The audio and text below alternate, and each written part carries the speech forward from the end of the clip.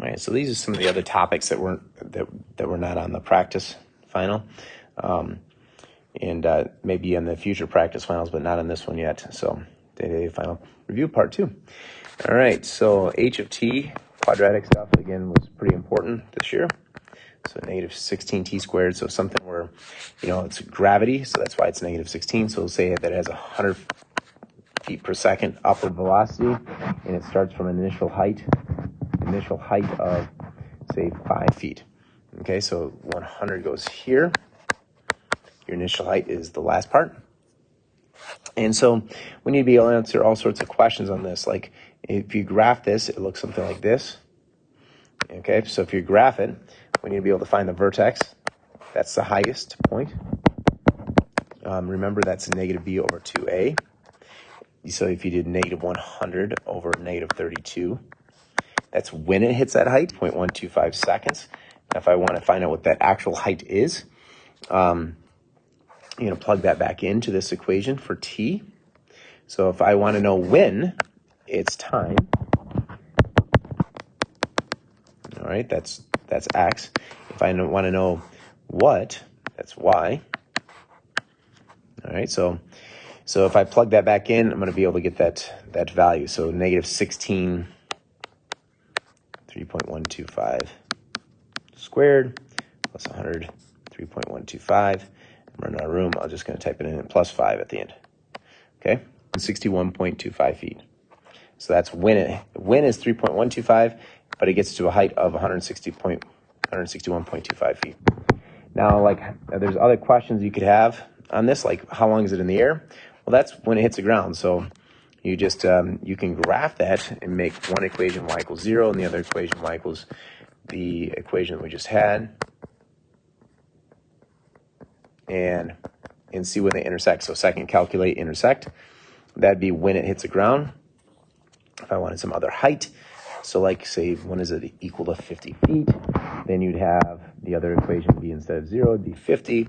Second, calculate intersect. And again, if it's when, it's x, or t, which is where it's what, what is the height, that's y. Okay? The square is going to be something we've done, completing the square this year to solve. So if I had, say, 2x squared plus, 12x minus 5 equals 0, and I said solve this, so you'd complete the square, pull out the 2, and you'd have, completing the square is sort of fun. All right, and you go ahead and take half that number and square it, so that's 9. And the reason why you do that is because it'll be a perfect square. So every perfect square looks like that, but the negative one doesn't belong. It's got to come out. But remember, there's 2 of them. So it's 2x squared plus 6x plus 9. Again, it's negative 9 times 2 is negative 18. If I finish solving this, I get this factors be x plus 3 squared, because it's always half this number, because 3 times 3 is 9, and 3 plus 3 is 6. Now I've got this thing in nice vertex form. Now I'm just going to go ahead and solve it. Add 23 over and divide by 2. And square root. Plus or minus, don't forget. So you get x plus 3 equals plus or minus 23 over 2. And subtract 3. And there's your answer. Now there's a completion squared this year. Let's go with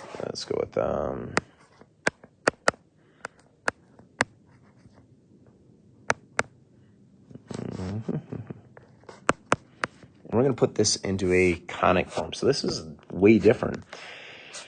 This is 2 completion squares. We're going to complete the square for the x. We're going to complete the square for the y. And this is going to be a circle or an ellipse or something like that. And so that's what we're going to find out. So conic stuff here. This is the SAT in 2021, I believe. Something like this. So half of 4 squared is 4. Half of 12 squared is 6, but then squared, so it's 36. And the negatives, of course, come out. So that gives me x squared plus 4x plus 4 minus 4. that gives me y squared plus 12y plus 36. Okay, and then these guys it's x plus 2 squared. This is y plus 6 squared. And everything else is going to go to the other side. So let's make this. So the -4, -36, and 6 goes to the other side. So if I combine all that, you're going to get 34 over here. Now, so this is a circle. It's centered at -2, -6. That's where the center's at. And the radius is the square root of that. So the radius is the square root of 34. All right, so half that distance, which is not 17, by the way. Of course, it's whatever that number is. It's just shy of 6. Systems of inequalities, like say y equals 2/3 x minus 5. And let's make this into a grid. And say y is less than or equal to -4x plus 6. Okay, we're going to graph both of these. So the one in blue here, it's awfully handy to do this on this 1, 2, 3, 4, 5. Slope is 2/3, so up 2/3. Because this is non-inclusive, it's going to be a dotted line. Okay, so dotted. Greater than is above. And the other one starts at 6. 1, 2, 3, 4, 5, 6. And down 4/1. And this one's inclusive. I don't need to know this point of intersection here. Y is less than, so it's below this line. So it's where these two are cross. Now, one thing, if you struggle when they're in standard form, if you solve for y, then you don't have to worry about doing that. So like, for instance, if this yellow one, or orange one was like this, 4x plus y is less than or equal to 6. If I solve for y, now I can do that. Just a reminder that if it was like, say, 2x minus 3y is less than 12. If I do this one, you subtract the 2x across, which is fine. That's standard. Oops, no line underneath. -2x plus 12. But when you divide by negative, remember when you divide by negative, that inequality flips the sign, okay? Okay, Cramer's rule. You'll be able to solve all systems using, you have substitution, you'll have elimination, and we have Cramer's rule. So Cramer's rule is one that's maybe a little bit forgotten. And x minus 2y is 1. So to not do it, Cramer's rule would be elimination here. So if I multiply by -2, then the reason why I chose that is because that is 2 here. Or I could do 5 and 2 here, because the 5 over here and the 2 here. Notice I didn't have either of these be negative because I already have one negative. Either way, and then you distribute. So like if I did this, so it's 4x plus 10y equals 22, 5x minus 10y equals 5, and then you add them together. So remember, you get 9x 27, so x is 3. And if you plug it back in, or you can resolve it again like we did before, you get the other part. Now, Cramer's rule. So 2x plus 5, and we set the determinant, so it's x, so it's 1 and -2. So that's matrix A. And then we replace the A with the y value, or the x values, and we replace the, in the A, we replace the y values. So this one's 2, 1. This one's still 5, -2. And replace those with these values here, the 11 and the 1.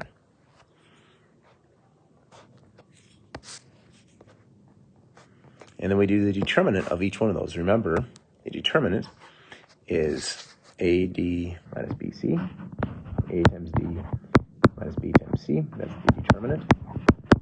Definitely want to have that on your note card. So this is going to be negative 4 minus 5, which is negative 9. This is negative 22 minus 5, which is negative 27. This one is 2 minus 22, right? It's negative 18. And then you divide these. So determinant of a sub x divided by the a1. So negative 27 over negative 9. Look at that. 3. And negative 18 over negative 9 is 2. So 3, 2, as we just said, was going to be the answer on this one. So Cramer's rule. Okay, write an equation in vertex form of a quadratic. So let's say we have some quadratic here. Let's say that this point is 5, 11, and this point is 7.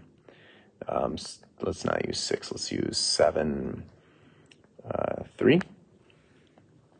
Okay, so this is a quadratic. So the easy way is to write it in a quadratic form is like this. Okay, so if I plug in 5 and 11, 5 goes here, 11 goes there. The only thing is I don't know what A is. So we have the other order pair that we can plug in there. So 7 goes in for X, 3 goes in for Y.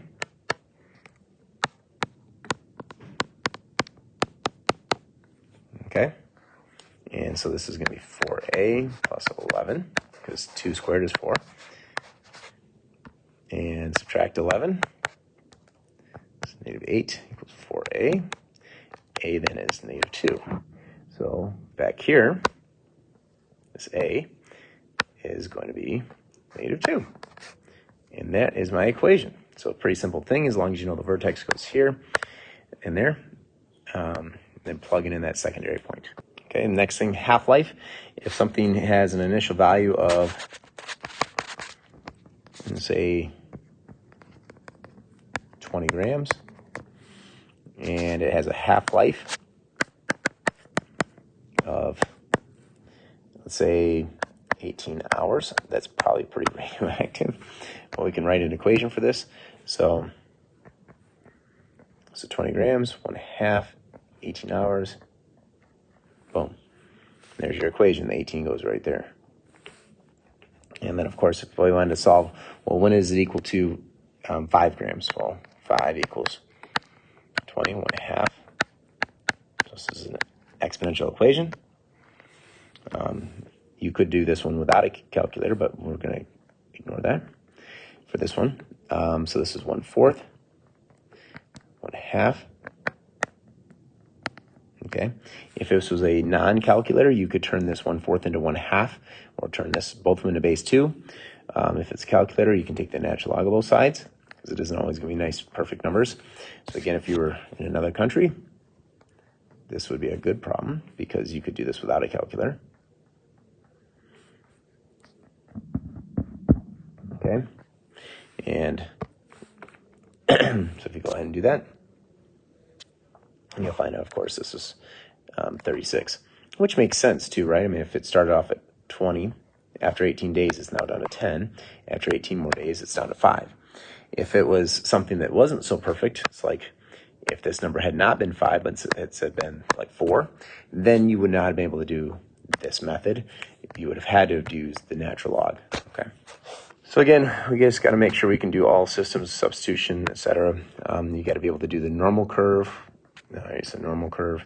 So like normal curve, right? And make sure you've got all that down. You should be golden, because you are allowed a note page this year in 2022. Shouldn't have said that on here, because maybe I don't in the future.